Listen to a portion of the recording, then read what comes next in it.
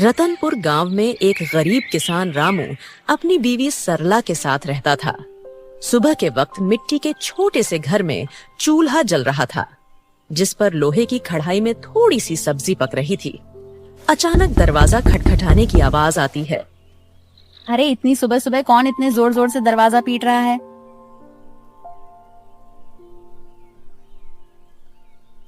दरवाजा खोलते ही सेठ हरीलाल गुस्से में लाल पीला खड़ा था, जो कि बहुत लालची और चालबाज है।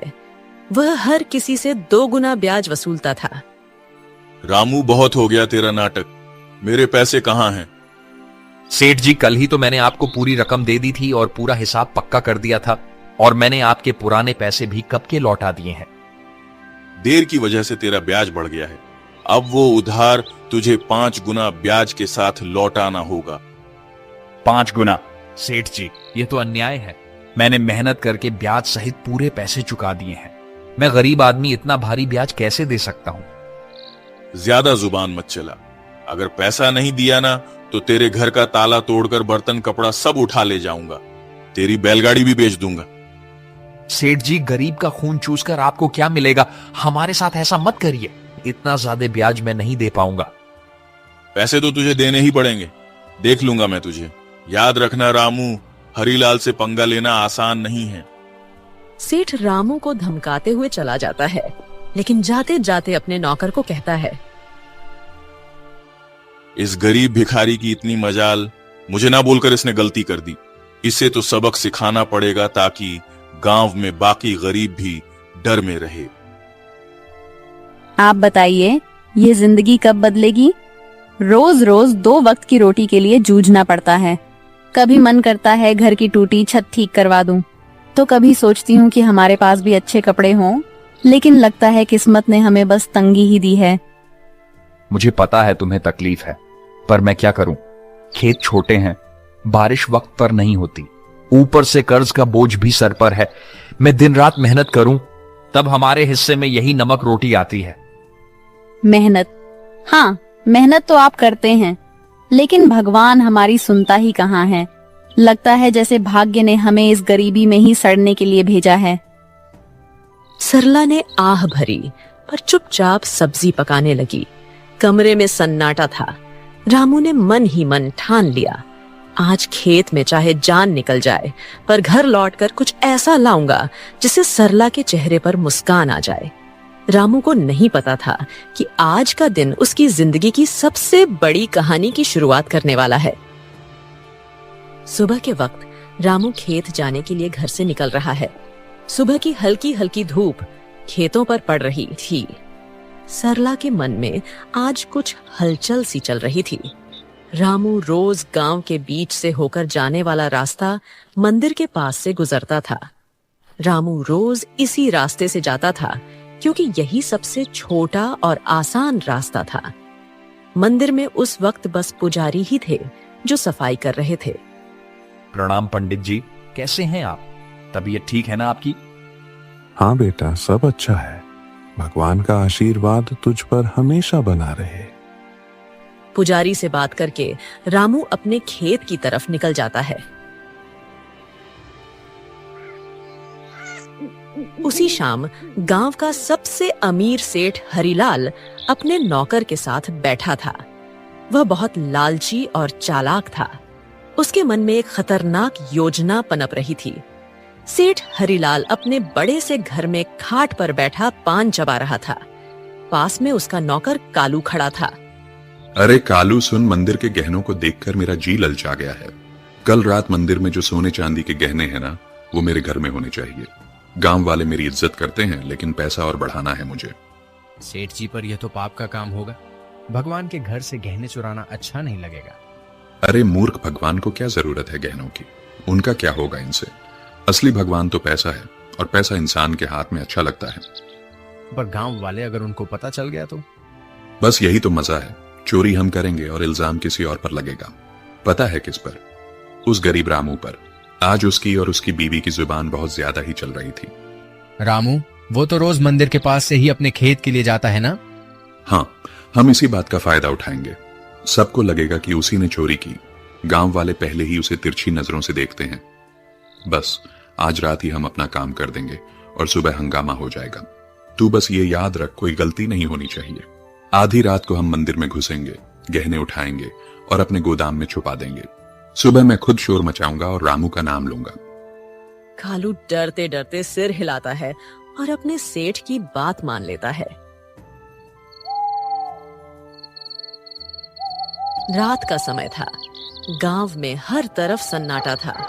बस कहीं कहीं कुत्तों के भौंकने की आवाज आ रही थी। उस रात सेठ लालच में अंधा हो जाता है और इस घिनौनी साजिश को अंजाम देता है। अपने नौकर से मंदिर में चोरी करवाता है। पास ही अंधेरे में एक काली बिल्ली म्याऊं करके गुजर जाती है, जैसे वो इस पाप की गवाही दे रही हो। अगली सुबह गांव के बीचों बीच मंदिर के सामने एक भीड़ इकट्ठी हो गई थी। हर कोई जोर जोर से बातें कर रहा था। माहौल में घबराहट और गुस्से की गूंज थी। अरे यह क्या हो गया? मंदिर के सारे सोने के गहने रातों रात गायब हो गए। इतना बड़ा अपशकुन, भगवान के गहने चुरा ले गया कोई। ये तो बहुत बुरी बात है। इसी बीच रामू रोज की तरह खेत की तरफ जाने के लिए उसी रास्ते से गुजर रहा था। भीड़ देखकर वो रुक गया और पास आ गया। अरे क्या हो गया भाई लोग, इतनी सुबह सुबह ये भीड़ किस बात की है? अरे रामू, तूने सुना नहीं, मंदिर में चोरी हो गई। भगवान के सारे गहने कोई उठा ले गया। रामू यह सुनकर चौंक जाता है। भीड़ में खड़ा सेठ, जो असल में चोरी किया था, वह बहुत मासूम बन रहा था। पंडित जी आप बताइए, कल रात तक तो गहने मंदिर में थे, फिर अचानक कौन ले गया? आप बताइए पंडित जी, क्या आपने मंदिर के आसपास किसी को आते जाते देखा है? आपको किसी पर शक है क्या?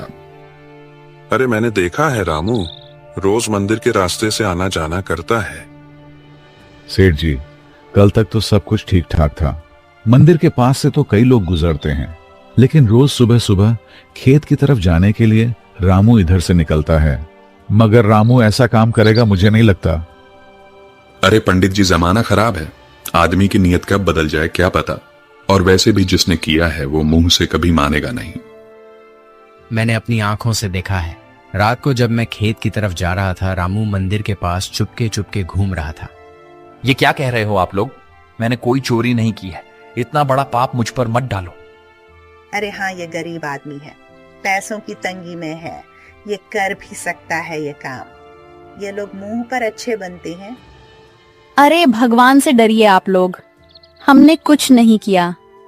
हम गरीब जरूर हैं, लेकिन चोर नहीं।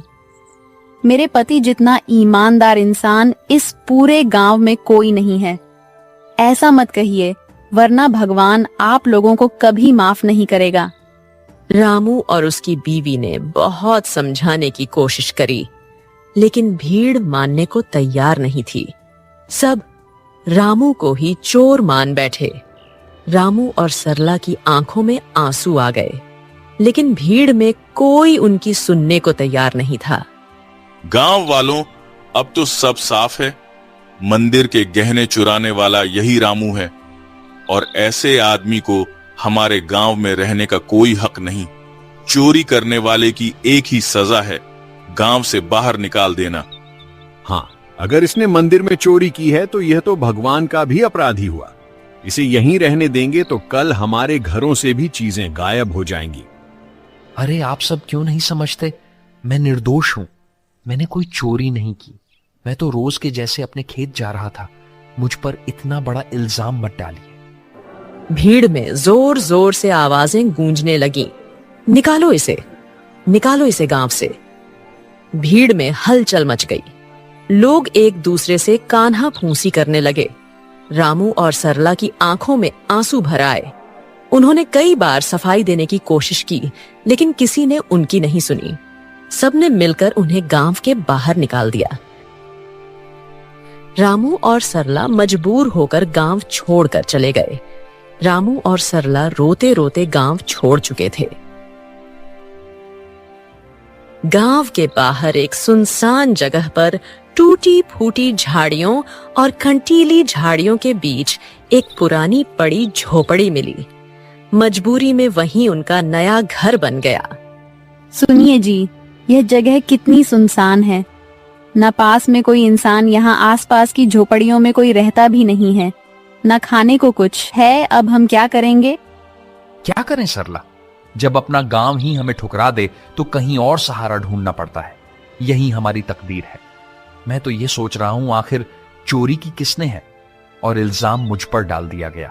मैं असली चोर का पता लगाकर रहूंगा। दिन ढल गया। सरला रोते रोते सो गई। रामू सारी रात परेशान बैठा रहा।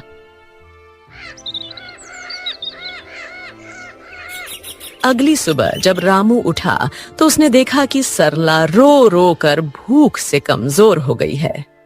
सरला, तुम यहीं रहो, मैं कुछ खाने के लिए लाता हूं, फिर अपने खेत जाऊंगा दूसरे गांव से होते हुए। तुम दरवाजा अंदर से बंद करके आराम करो। इतना कहकर रामू जंगल की ओर चल गया।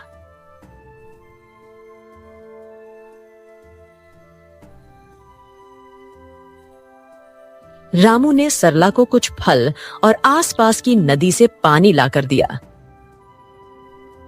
रामू दूसरे गांव से होते हुए अपने खेत जाने के लिए निकल गया। अचानक घने जंगल में सामने से एक साधु बाबा प्रकट होते हैं। उनकी लंबी दाढ़ी और वस्त्र उन्हें अलग ही आभा दे रहे थे। रामू उनके पास गया। बेटा, तू कौन है? तेरे चेहरे पर चिंता की रेखाएं साफ दिख रही हैं। बाबा, मैं इस गांव का ही रहने वाला हूं, पर अब गांव वालों ने मुझे निकाल दिया है। सब लोग मुझ पर चोरी का झूठा इल्जाम लगा रहे हैं। मैंने कोई चोरी नहीं की। रामू रोते रोते साधु बाबा को पूरी कहानी बताता है। सेठ का कर्ज, गांव वालों का इल्जाम और मंदिर से चोरी की घटना। बेटा, तेरी आंखों में छल नहीं है। तू सच्चा और साफ दिल का इंसान है। तेरी पीड़ा मैं समझ सकता हूं। ये दुनिया अक्सर गरीब पर झूठा इल्जाम लगा देती है, पर चिंता मत कर, भगवान न्याय करते हैं। असली चोर जल्द ही सामने आएगा। ये मेरा आशीर्वाद है। पर बाबा कैसे? सब मुझे ही दोषी मान रहे हैं। गांव छोड़कर मैं और मेरी पत्नी यहां भूखे प्यासे पड़े हैं। कोई मेरी बात मानने को तैयार नहीं है। मैं कैसे साबित करूं कि मैं निर्दोष हूं? इस जंगल में एक श्रापित जानवर रहता है। उसने अपनी आंखों से असली चोर को देखा है। वही तुझे सच तक पहुंचने में मदद करेगा। पर ध्यान रहे, उस जानवर को ढूंढना आसान नहीं है। उसके पास जाना होगा, उसका विश्वास जीतना होगा, तभी वह तेरी मदद करेगा। श्रापित जानवर बाबा, वह कौन है? मैं उसे कैसे ढूंढूं? यहां जंगल में तो बहुत से जानवर हैं। वह एक श्रापित काली बिल्ली है। सच यह है कि उसकी आंखों ने वह दृश्य देखा है जो किसी और ने नहीं देखा। जा बेटा, उस जानवर को ढूंढ और उससे मदद मांग। वो बिल्ली तेरी जिंदगी बदल देगी। भगवान तेरा साथ देंगे। जा बेटा, सत्य की शक्ति तेरे साथ है। साधु बाबा रामू को आशीर्वाद देकर अचानक गायब हो गए। रामू समझ गया था कि यह भगवान की लीला है। रामू तुरंत ही बाबा के बताए अनुसार उस बिल्ली को ढूंढने के लिए निकल गया। जंगल का सन्नाटा, पत्तों की सरसराहट। रामू थका हारा, भूखा प्यासा उम्मीद के सहारे इधर उधर भटक रहा था। उसने पूरा जंगल छान मारा, पर उसे वो काली बिल्ली कहीं नहीं मिली। दिन ढलने को आया। रामू अब निराश होकर अपनी झोपड़ी की तरफ जा रहा था। अचानक तभी उसकी नजर एक काली बिल्ली पर पड़ी। बिल्ली की चमकती आंखें दो अंगारों जैसी दिखाई दे रही थीं। ओ बिल्ली रानी, क्या तुम वही हो जिसके बारे में साधु बाबा ने कहा था? क्या तुमने उस रात देखा था? असली चोर कौन है? माँ, बिल्ली, क्या तुम मेरी मदद करोगी? मुझ पर झूठा इल्जाम लगाकर गांव से निकाल दिया गया है। क्या तुम सच जानती हो? मुझे बता दो, असली चोर कौन है? बिल्ली उसकी आंखों में देखती है। रामू का साफ दिल और अच्छी नीयत देखकर जैसे उसे सब समझ आ गया हो। अचानक बिल्ली की आंखों से एक अजीब सी चमक निकलती है और वह इंसानी आवाज में बोल उठती है। रामू, तुम्हारे साथ बहुत बड़ा अन्याय हुआ है। मंदिर के गहने तुमने नहीं चुराए। असली चोर तुम्हारे गांव का सेठ और उसका नौकर है। दोनों ने मिलकर मंदिर से गहने चुराए और चोरी का इल्जाम तुम्हारे सिर पर चढ़ा दिया ताकि कोई शक न करे। सेठ जानता था कि तुम गरीब हो, तुम्हारे पास कोई सबूत नहीं होगा, इसलिए उसने चालाकी से तुम्हें बलि का बकरा बना दिया। क्या गांव का सेठ, वही जो सबसे धर्म और दान की बातें करता है, और उसका नौकर भी तो यही सच्चाई है? गांव वालों ने मेरी ईमानदारी पर शक किया और असली अपराधी चैन से सो रहा है। मां बिल्ली, अब मैं क्या करूं? यह सच गांव वालों तक कैसे पहुंचाऊं? समय आने दो रामू, सच को कोई दबा नहीं सकता। मैं तुम्हारी मदद करूंगी। तुम मुझे कल गांव लेकर चलो। मैं वहां जाकर सबको सारी सच्चाई बताऊंगी और तुम्हें निर्दोष साबित करूंगी। रामू को बिल्ली की बातें सुनकर राहत मिलती है।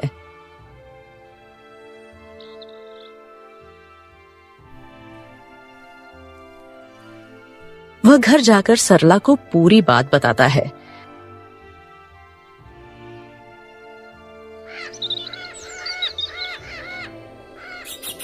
अगली सुबह रामू और सरला बिल्ली को लेकर गांव जाते हैं और सबको बुलाते हैं।